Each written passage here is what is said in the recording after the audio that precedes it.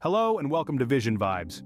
Today, we're breaking down the details of Bernard Madoff's Ponzi scheme, the largest financial fraud by a single person, the goals we aim to achieve, and the subsequent implications on the global stage.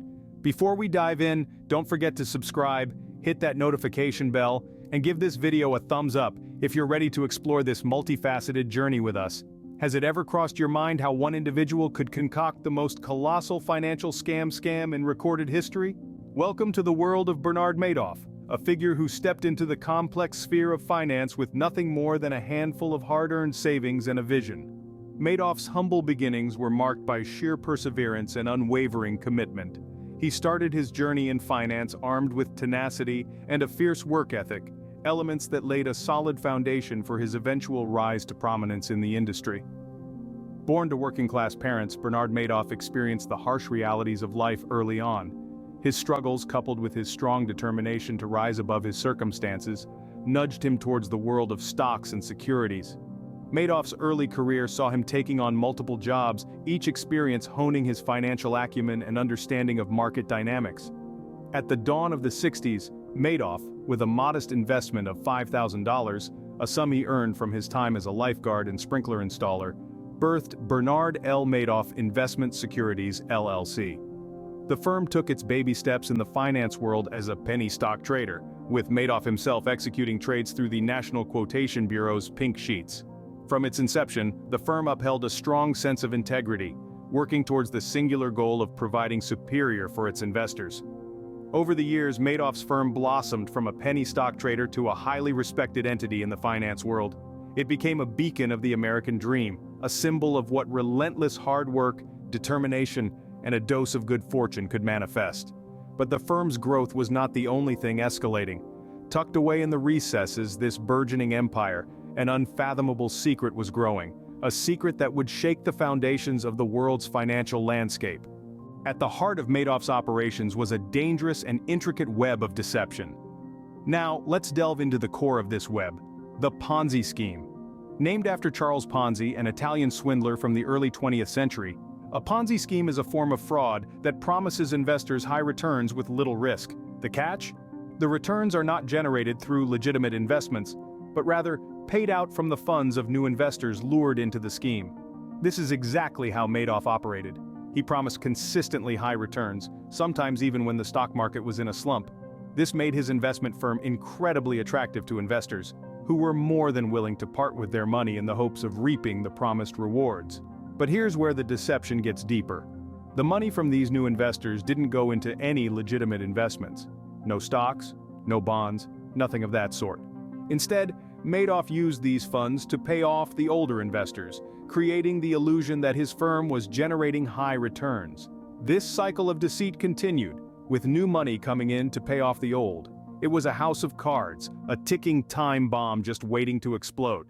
But as long as new investors kept coming in, Madoff could keep up the charade. However, like all Ponzi schemes, this was not sustainable in the long run. The money from new investors would eventually run dry, and when that happened, the whole scheme would come crashing down. Madoff was well aware of this. But by then, he was in too deep. He had to keep the illusion alive to maintain the facade of success and prosperity. And so, the stage was set for one of the most shocking financial scandals in history.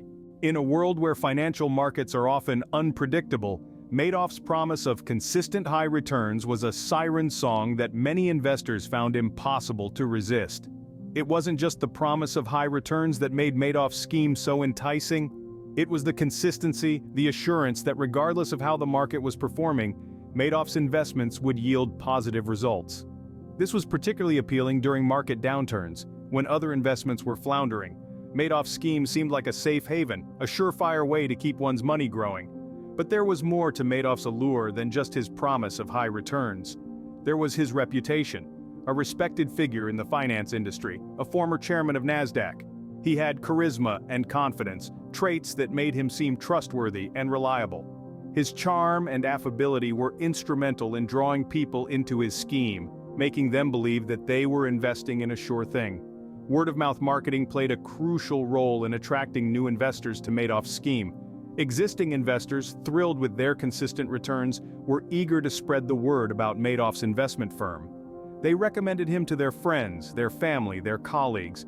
They spoke of him in glowing terms, adding to his allure and drawing more people into his web of deception. But beneath the allure of high returns, beneath the charm and charisma, beneath the glowing recommendations, lay a trap. And as the investors poured their money into Madoff's firm, little did they know, they were walking straight into it. Let's delve deeper into the allure of Madoff's high returns. Madoff's investment strategy on the surface seemed foolproof. He claimed to use a split-strike conversion strategy, a method that involves buying stocks and using options to limit potential losses. This strategy, while complex, is legitimate and can yield consistent returns. Madoff's explanation was just plausible enough to convince seasoned investors and just complex enough to deter them from asking too many questions. But there was more at play than just a convincing strategy. Psychological factors played a significant role in the scheme's success. The principle of social proof was at work. As more people invested with Madoff and spoke highly of him, others were encouraged to do the same. The halo effect also played a part. Madoff's position as a respected figure in the financial industry led many to assume that he was trustworthy and competent. But what about the regulatory bodies? Why didn't they detect the fraud? The answer lies in Madoff's cunning manipulation of the system. He created an illusion of transparency by cooperating with auditors and regulators, providing them with fabricated documents that showed his investments were legitimate. He exploited the trust that these bodies placed in him, using it as a shield to hide his fraudulent activities. Despite the red flags, Madoff's scheme continued to draw in investors, setting the stage for an even greater fall. This underscores the importance of due diligence and the dangers of placing too much trust in a single individual or entity, no matter how reputable they may appear. Madoff's scheme was not just a financial fraud, it was an artful manipulation of trust and desire. Madoff was a master manipulator, skilled in the art of persuasion. He used a variety of tactics to earn the trust of his investors and to keep them invested in his scheme. Firstly, Madoff played on the principle of social proof. He was a respected figure in the financial industry, and many investors trusted him based on his reputation alone. They saw other wealthy, successful people investing with Madoff and assumed that he must be trustworthy. But Madoff didn't stop there. He also created an aura of exclusivity around his investment firm. He made his services seem scarce and exclusive, which only made them more desirable. High-profile clients were more than willing to buy into the scheme, enticed by the promise of joining an elite club of investors. Secondly, Madoff used complex financial jargon to confuse and impress his investors. He talked about his split-strike conversion strategy, a legitimate but complex investment strategy that few people understood. This strategy, while confusing to many, made Madoff seem knowledgeable and competent, further enhancing his credibility. But Madoff's manipulation tactics were not just about gaining trust. They were also about maintaining control. He created a system where questioning him or his tactics was seen as a sign of ignorance or distrust.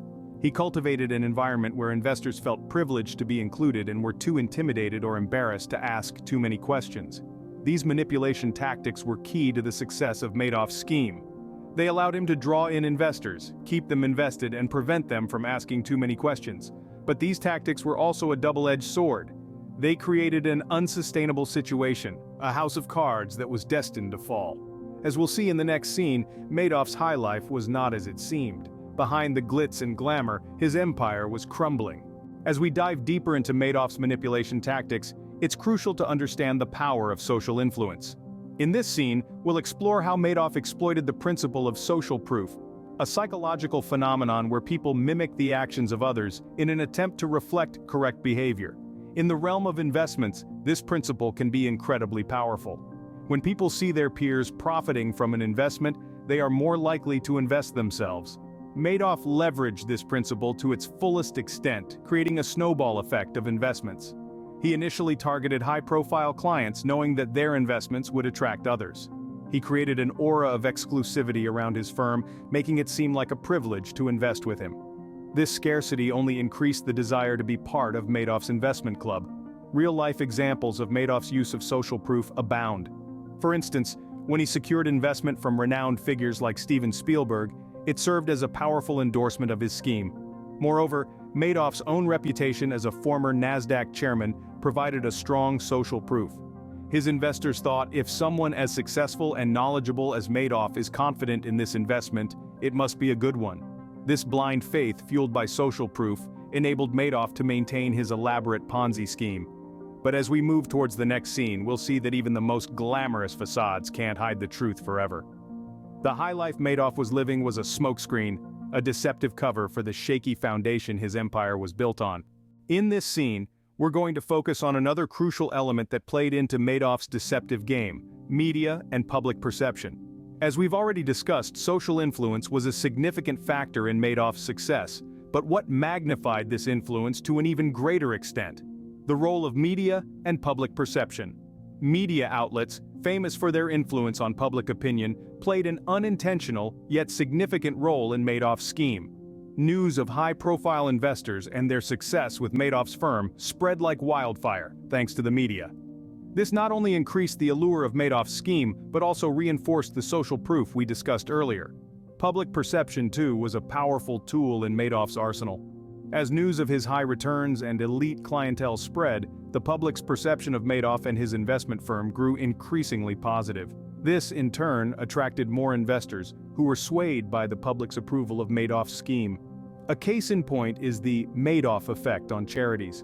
Many charities, impressed by the high returns and public approval, invested their funds with Madoff. They believed it was a safe bet, given the public's perception of Madoff's investment prowess. But as we'll see in the next scene, while the media and public perception played into Madoff's hands, they also set the stage for the eventual unmasking of his Ponzi scheme. Stay tuned as we delve deeper into the art of confusion and how it played an equally significant role in maintaining the illusion of Madoff's scheme. In this scene, we delve deeper into the psychological tactics Madoff used to lure investors into his scheme. Looking beyond the allure of high returns and the aura of exclusivity, we find the principle of social proof at work. This psychological phenomenon, where people conform to what others are doing, especially in uncertain situations, was exploited by Madoff to create a sense of legitimacy and exclusivity. He targeted high-profile clients, knowing their endorsement would serve as powerful social proof for potential investors. Take the case of Steven Spielberg. When Spielberg, a successful figure himself, invested with Madoff, it sent a clear message to others. If Spielberg trusts Madoff, then it must be a good investment. This created a snowball effect of investments, each one adding to the perceived legitimacy of Madoff's firm. The aura of exclusivity, coupled with the snowball effect, contributed to the longevity of Madoff's scheme. But it wasn't just about the money or the exclusivity, it was about human psychology, our inherent need to belong, to be part of the winning team. Madoff manipulated these tendencies to his advantage, drawing more and more investors into his web of deception. As we'll see in the next scene, the art of confusion was another powerful tool in Madoff's arsenal, contributing significantly to the maintenance of his elaborate Ponzi scheme. In this scene, we will look at some concrete examples and hear from experts to shed light on how social influence played a significant role in Madoff's scheme. We have already explored the concept of social proof, and how Madoff used it to create a sense of legitimacy and exclusivity. Now let's see how this principle worked in real-life scenarios. We will examine case studies of investors who were drawn into Madoff's scheme due to the influence of high-profile clients like Spielberg. These cases help us understand the power of social proof and how it can be exploited in the world of investments. For instance, when Spielberg invested in Madoff's scheme, it sent a clear signal to other potential investors that this was a worthy investment. This is social proof in action, people conforming to the actions of others, especially those they perceive as successful or influential. But it's not just about following the crowd. There's also a deep-seated psychological need to belong, to feel part of the winning team. Madoff tapped into this need, using it as another tool to draw investors into his web of deception. We will also hear from experts in the field of psychology and finance, who will shed light on the role of social influence in financial frauds. Their insights will help us understand how such schemes can be so effective, and why even savvy investors can fall prey to them. As we'll see in the next scene, the art of confusion was another powerful tool in Madoff's arsenal, contributing significantly to the maintenance of his elaborate Ponzi scheme. In the world of finance, trust is paramount, and there's no better way to build trust than to have a celebrity endorsement. In this scene, we delve into how Madoff used the power of celebrity to lend an air of legitimacy to his scheme. He attracted high-profile personalities like Steven Spielberg to invest in his scheme. These celebrities, often unknowingly, served as powerful endorsers of Madoff's scheme. They provided him with the social proof he needed to lure other investors into his web of deception. When celebrities known for their success and acumen invest in a scheme, it often prompts others to follow suit. This is a classic example of the halo effect, where the positive attributes of a person or entity are transferred to another simply by association. In this case, the success and influence of these celebrities were transferred to Madoff's investment scheme, making it appear more attractive and credible to potential investors. This celebrity endorsement was a crucial element in Madoff's deception. It helped create a false image of trust and reliability, which was pivotal in attracting and retaining investors. Each celebrity investment acted like a seal of approval, reinforcing the illusion that Madoff's scheme was a smart and safe investment. But the allure of celebrity and the illusion of legitimacy were just one part of Madoff's intricate web of deception. As we'll explore in the next scene, the power of social influence, when examined in depth, played a significant role in the longevity and success of Madoff's scheme. Before we move on to the next phase of Madoff's deception, let's take a closer look at how he exploited the principle of social proof to his advantage. The concept of social proof is a psychological phenomenon. It's the idea that people conform to what others are doing, especially in uncertain situations, thinking they're more likely to be correct. Now imagine using this principle in the world of investments. It's a potent tool, isn't it? Madoff knew this, and he used it brilliantly to attract high-profile clients. He created an aura of exclusivity around his firm, making it seem like a privilege to be a part of his investment club. This scarcity and exclusivity, coupled with high-profile endorsements, made his firm irresistible to potential investors. Let's take the case of Steven Spielberg. When he invested with Madoff, it served as a powerful endorsement. Other investors thought, if Spielberg, a successful figure himself, trusts Madoff, then it must be a good investment. This is social proof at work. This snowball effect of investments only grew larger with time. As more people saw their peers profiting, they too wanted a piece of the pie. This continuous loop of social proof and investment made Madoff's scheme seem legitimate and lucrative, contributing to its longevity. In essence, Madoff's understanding and exploitation of the power of social influence were key factors in his scheme's success. But as we'll see in the next scene, it wasn't the only tool in his arsenal. The art of confusion played an equally significant role in maintaining the illusion of his Ponzi scheme. In the world of high-stakes investments, transparency is a highly sought-after attribute. But what happens when this transparency is nothing more than an illusion? This was the case with Madoff's Ponzi scheme. He expertly created an illusion of transparency that was as deceptive as it was convincing. Madoff would issue regular statements to his investors, detailing their supposed earnings and the status of their investments. These statements, although entirely fabricated, served to reassure investors that their money was being managed effectively. He further enhanced this illusion by making himself readily available to his clients, always ready to answer their queries and concerns. This accessibility, this apparent transparency, was just another layer of his elaborate deception. The illusion of transparency played a crucial role in the success of Madoff's scheme. It induced a sense of security and trust among investors. They believed they were investing in a transparent, trustworthy venture. This psychological impact of perceived transparency cannot be overstated. It was a vital cog in the wheel of Madoff's deception. However, as we will soon discover, even the most well-crafted illusions cannot hold up against the harsh light of truth. The illusion of transparency, like all illusions, was destined to crumble, leading to the eventual exposure of Madoff's scheme. But that's a story for another scene. For now, let's delve deeper into the mechanics of Madoff's deception in the next scene, the art of confusion. In the world of high-stakes investments, transparency is a highly sought-after attribute. It's the belief that the more transparent an investment is, the more trustworthy it appears. Madoff knew this and utilized it as another tool in his arsenal of deception, creating an illusion of transparency around his operations. He would regularly issue statements to his investors, detailing their supposed earnings and the status of their investments. These statements, though entirely fabricated, served to reassure investors that their money was being managed effectively. But that's not all. Madoff also made himself readily available to his clients, always ready to answer their queries and concerns. This accessibility further enhanced the perception of transparency and trustworthiness. In reality, however, this was just another layer of deception. The statements were bogus, and Madoff's availability was a ruse to maintain the facade of authenticity. The illusion of transparency, combined with the power of social influence, made for a potent mix that kept Madoff's Ponzi scheme running for decades. But as we will soon discover, even the most well-crafted illusions cannot hold up against the harsh light of truth.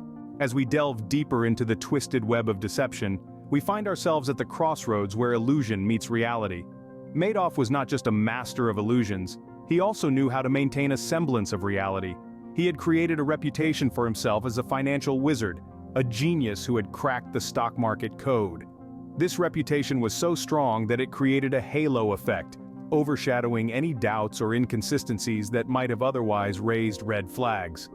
His office in the Lipstick Building in Manhattan was no less than a fortress of legitimacy. His team of experienced financial analysts, sophisticated computer systems, and the bustling work environment, all these elements contributed to creating a sense of reality that further entrenched the illusion of transparency. But what role did Madoff's employees play in all of this? Were they innocent bystanders or active participants in maintaining the illusion? Most of them were kept in the dark, unaware of the massive fraud happening right under their noses. However, a few key players knew the truth and helped Madoff create the illusion. One of the key tools in maintaining this illusion was technology. Madoff used advanced computer systems to generate false trading reports, which were then shared with his investors. These reports were so detailed and sophisticated that they further solidified the illusion of a successful investment operation. But remember, every illusion has its breaking point, and when reality bites, it bites hard. In the next scene, we will explore how Madoff used confusion as a tool to keep his investors in the dark, further extending the life of his fraudulent scheme. As we delve deeper into the twisted web of deception, we find ourselves at the crossroads where illusion meets reality. After understanding the illusion of transparency, one might wonder, how did Madoff manage to maintain this illusion for so long? The answer lies in the thin line between illusion and reality. Madoff was a master of illusion, but he was also astute in maintaining a semblance of reality that kept his investors hooked. He built a reputation of being a financial wizard, a genius who had cracked the code of the stock market. His reputation was so strong that it created a halo effect, overshadowing any doubts or inconsistencies that might have otherwise raised red flags. He was the man who could do no wrong in the eyes of his investors. His office in the Lipstick Building in Manhattan was another testament to his legitimacy. His team of experienced financial analysts, the sophisticated computer systems, and the bustling work environment, all these elements contributed to creating a sense of reality that further entrenched the illusion of transparency. But as we know, reality has a way of catching up. In the next scene, we will explore how Madoff used confusion as a tool to keep his investors in the dark, further extending the life of his fraudulent scheme. But remember, every illusion has its breaking point, and when reality bites, it bites hard. Bernard Madoff was not a lone wolf in this grand illusion. He had a team and advanced technology at his disposal, instrumental in maintaining the illusion of a legitimate operation. Let's delve deeper. His employees were the cogs in the wheel of deception. Some were unknowingly part of the scheme, doing their jobs diligently, unaware of the massive fraud they were indirectly aiding. Others were knowingly involved, actively contributing to the creation of the illusion. Their daily activity, their commitment, their professionalism all served to strengthen the illusion of a legitimate and successful investment firm. But the illusion was not just maintained by people. Technology played a crucial role. Madoff leveraged advanced computer systems to generate false trading reports. These reports, filled with complex financial jargon, were convincing enough to fool even seasoned investors. This added another layer of authenticity to his operation, making it harder for anyone to question the legitimacy of his operation. The perfect blend of a dedicated team and the strategic use of technology was the lifeblood of Madoff's scheme. They were the supporting actors in this grand play, adding depth and complexity to the illusion. But remember, every tool is only as good as the hand that wields it. And Madoff was a master manipulator, using his team and technology not just to create but maintain the illusion of a successful investment firm. However, as we move to the next scene, we will see how he used confusion as a weapon to further cloud the judgment of his investors. Bernie Madoff was not working alone in this grand illusion. He had a team of employees and advanced technology at his disposal, further blurring the line between illusion and reality. His employees, some unknowingly and others willingly, played their part in maintaining this facade. The office environment, buzzing with activity and filled with financial analysts seemingly hard at work, added to the credibility of his operation. They were the supporting actors in this grand play, adding layers of authenticity to the illusion. Moreover, Madoff leveraged technology to its fullest. He used sophisticated computer systems to generate false trading reports. These reports, filled with intricate financial details, were convincing enough to fool even the experienced investors. They added a tangible, concrete element to his illusion, making it harder for anyone to question the legitimacy of his operation. But remember, every tool is only as good as the hand that wields it, and Madoff was a master manipulator, using his team and technology not just to create but maintain the illusion of a successful investment firm. However, as we move to the next scene, we will see how he used confusion as a weapon to further cloud the judgment of his investors. In this scene, we delve deeper into the role of Madoff's team and the technology used in his grand scheme. We've already established that Madoff was not a lone wolf in this operation. He had a team of employees, some aware, others unknowingly entangled in this web of deceit. Let's look at Frank DiPasquale, Madoff's right-hand man, known as the Director of Options Trading. DiPasquale was a key player in the operation, overseeing the creation of fake trade reports and managing client accounts. Then there were the O'Hara and Perez, the computer programmers who developed the complex algorithms used to generate these false reports. The technology used by Madoff was sophisticated and designed to deceive. The computer systems were programmed to generate false trading reports that looked authentic. They contained detailed financial data, complex transactions, and even included market events that never occurred. This combination of a dedicated team that played their part to perfection and highly sophisticated technology that churned out believable lies was what made Madoff's scheme so effective and so difficult to detect. But remember, every tool is only as good as the hand that wields it. Madoff was a master manipulator who knew how to use both his team and technology to maintain the illusion of a successful investment firm. As we move to the next scene, we will see how Madoff used confusion as a weapon to further cloud the judgment of his investors. Before we delve into Madoff's art of confusion, let's take a moment to appreciate the complexity of the illusion he created. The intricate web of deceit spun by Madoff was not just a result of his charismatic personality or the allure of high returns. It was the sophistication of the technology employed and the role of his team that truly amplified the illusion. The technology was not just a tool but a weapon, a smokescreen that hid the true nature of his operations. The system was designed to generate detailed financial data, complex transactions, and even included market events that never occurred. This level of detail created a false sense of security among investors, who believed that such complexity could only be the result of legitimate trading. Similarly, Madoff's team played a crucial role in maintaining the illusion. Their roles, whether wittingly or unwittingly, contributed to the deception. From DiPasquale's management of client accounts to O'Hara and Perez's programming expertise, each cog in the machine played its part in creating a facade of a successful investment firm. The complexity of the operations, both in terms of technology and team structure, served another purpose. It acted as a deterrent for those who might have otherwise probed deeper into Madoff's operations. The sheer intricacy of the operation was intimidating, discouraging further investigation and scrutiny. As we move to the next scene, we'll see how Madoff took this complexity a step further, using confusion as a weapon to further cloud the judgment of his investors and maintain control over his fraudulent empire. In this scene, we will unravel the illusion of complexity that Madoff created, providing a deeper understanding of this intricate web of deceit. The technology employed by Madoff was not just a tool, it was a sophisticated weapon. It produced detailed and complex financial data, which included market events that never even occurred. This created a smokescreen, effectively hiding the true nature of the operations. Moreover, Madoff's team played a significant role in maintaining this illusion. Each member, from DiPasquale's management of client accounts to O'Hara and Perez's programming expertise, added layers of authenticity to the illusion, making it even more believable. The complexity of these operations served as a deterrent for those who might have probed deeper into Madoff's operations. The intricacy was intimidating, discouraging further investigation and scrutiny. This complexity was a calculated move, designed to keep regulators and skeptical investors at bay.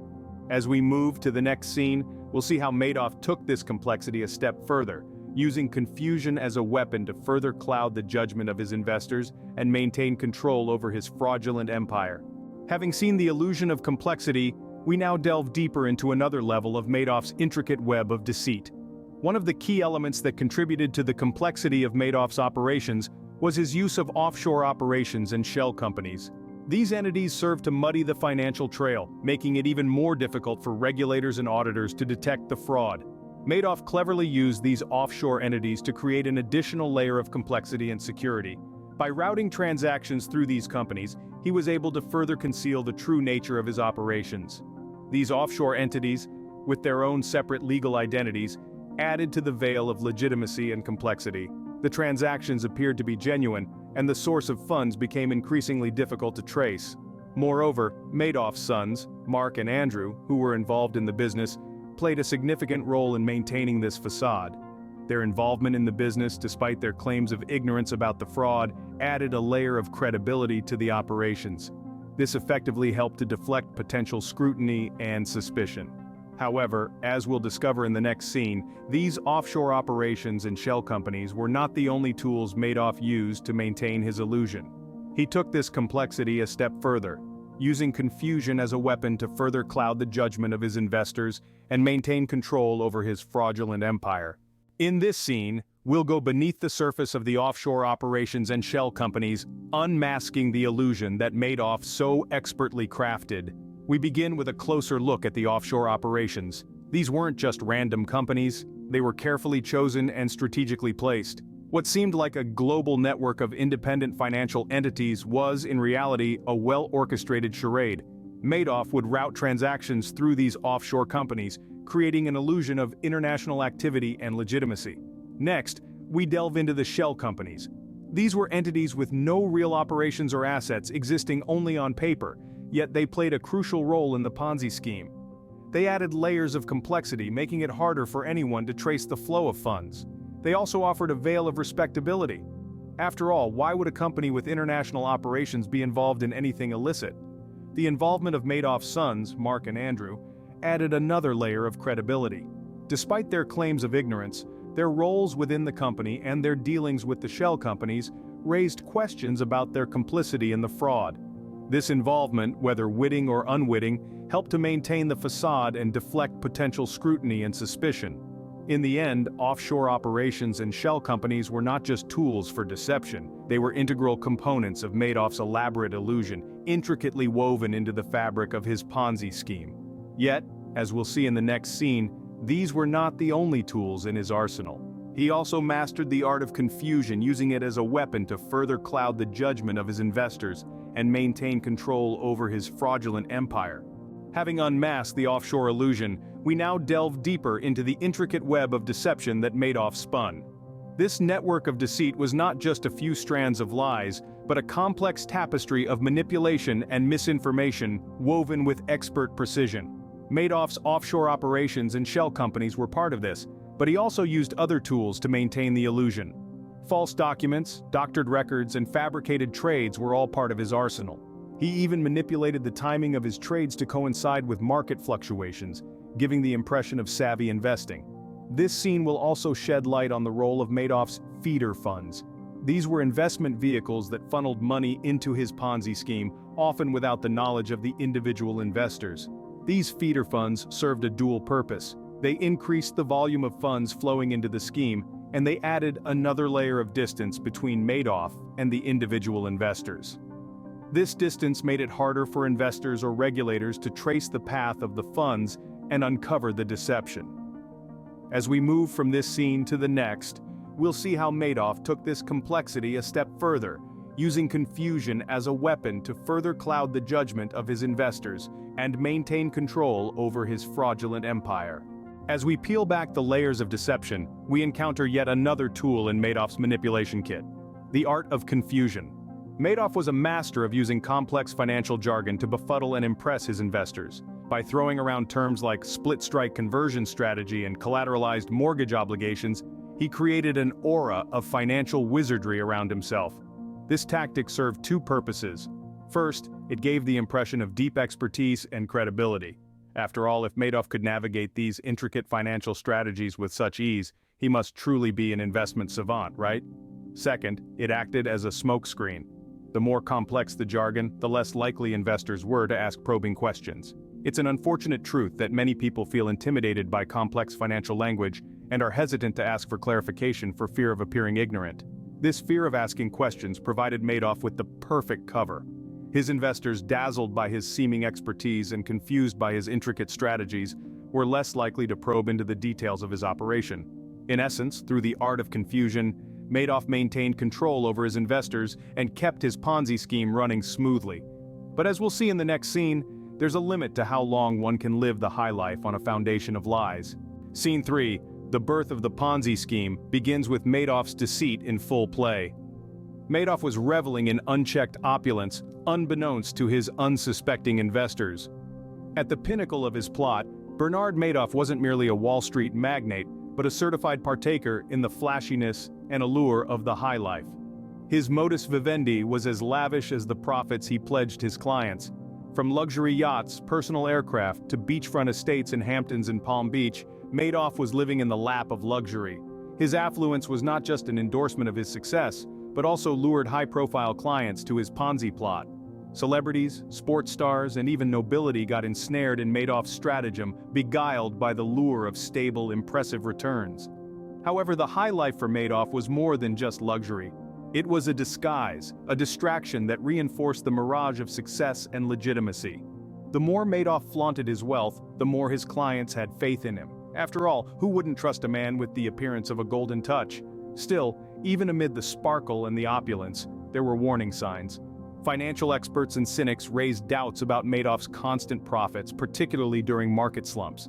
They debated that the figures simply didn't tally. However, due to Madoff's standing in the industry, his former role as a NASDAQ chairman, and his ostentatious lifestyle, these doubts were brushed aside. Everyone knew Madoff as a man who seemed infallible. However, as the proverb says, all that glitters is not gold. Behind the curtain, Madoff's operation was far from a success. His extravagant lifestyle was supported not by smart investments, but by the hard-earned savings of his clients. It was a perilous game, a delicate balancing act that needed a constant inflow of fresh capital to keep the scheme afloat. But as with all Ponzi schemes, Madoff's house of cards was destined to fall. Scene 4, living the high life. The economic meltdown of 2008 was the absolute blow that laid bare Madoff's fraud. The economy was in ruins, and investors were in a frenzy to rescind their investments. Madoff's pyramid scheme, reliant on a steady stream of new investors, started to collapse under the strain. As the withdrawals surpassed new capital, Madoff was trapped with no escape. In the early days of December, Madoff admitted to his sons, his co-workers, that his wealth management division was nothing but a grand deception. His sons promptly turned him over to law. The following day, on December 11th, the FBI apprehended Madoff at his New York apartment. The world gasped in astonishment as Bernard Madoff, once considered a Wall Street giant, was escorted away in handcuffs. The impact of Madoff's scheme being revealed was nothing less than devastating. Countless investors, encompassing individuals, philanthropies, and institutions, saw their financial futures devastated. The total calculated losses amounted to roughly $65 billion, marking it the most significant financial scam perpetrated by a single person. This was a living nightmare for Madoff's victims, many of whom had entrusted their entire savings to him. The damage was not only monetary but emotional as well. Numerous victims felt deceived, their faith in the financial system broken. Tales circulated of pensioners forced to re-enter the workforce, families losing their homes, and charities having to close their doors. The ripple effects of Madoff's fraud reached far and wide, touching people from all walks of life. However, amid the devastation, a spark of optimism emerged. Irving Picard, the court-ordained trustee, was given the responsibility of retrieving the lost funds. Through a series of legal actions and settlements, he succeeded in recovering of dollars. Although this did not completely reimburse the victims, it was a tiny stride towards justice. Madoff's disgrace was as stunning his ascent. His narrative acts as a harsh warning of the perils of unrestrained avarice and the need for financial transparency. A story that continues to echo more than a decade after his arrest, as we endeavor to stop such a massive scam from recurring. Scene 5, the downfall. In the aftermath of the scandal, the world was left to reconstruct and learn from this calamitous incident. Bernard Madoff's Ponzi scheme has left a permanent scar on the financial landscape, shaking the core of trust in the industry.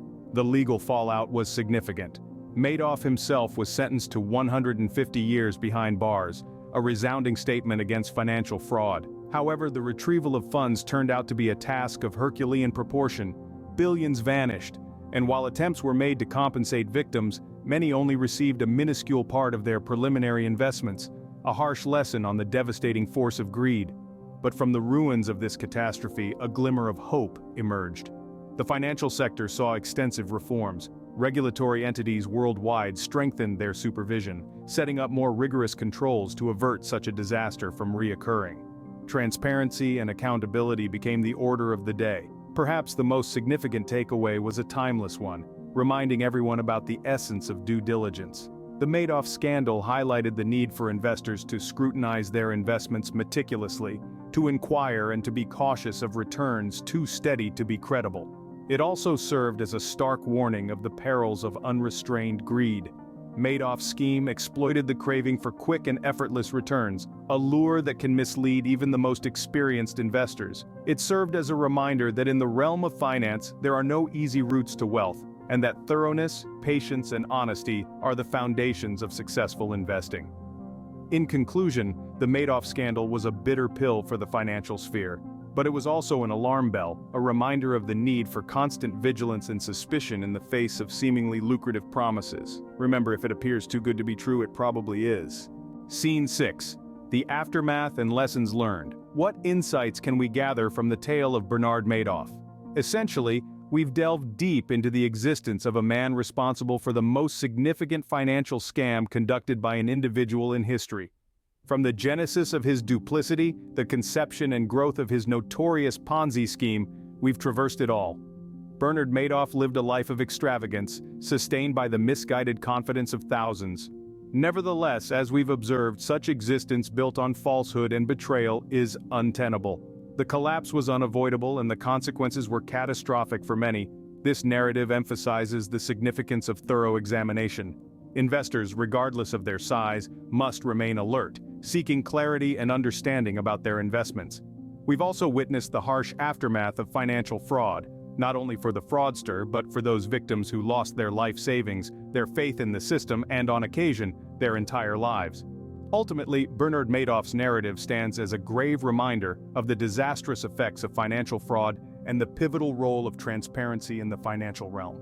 We've journeyed together through the labyrinth of deceit, manipulation, and the ultimate downfall of Bernard Madoff's infamous Ponzi scheme. It's been a comprehensive exploration of the largest financial fraud conducted by a single individual. We hope you found this journey as insightful as we found it illuminating to present. If this deep dive into the world of financial fraud resonated with you, don't forget to hit that subscribe button. It's your support that keeps us motivated to uncover and share such intricate tales. Remember, knowledge is power, and by liking and sharing this video, you help spread this power to more people. You become part of the solution, part of the force that can prevent such devastating scams from happening in the future. So let's continue this journey together. Share this video with friends and family. Enlighten them about the realities of financial scams like Bernard Madoff's Ponzi scheme. Together we can ensure that no one falls victim to such deception again. Thank you once again for joining us on this journey, and stay tuned for more deep dives into the fascinating, sometimes bewildering world of financial fraud. This is your channel, your resource for understanding the complex world of finance and its darker undercurrents. Until next time, stay vigilant, stay informed, and stay safe.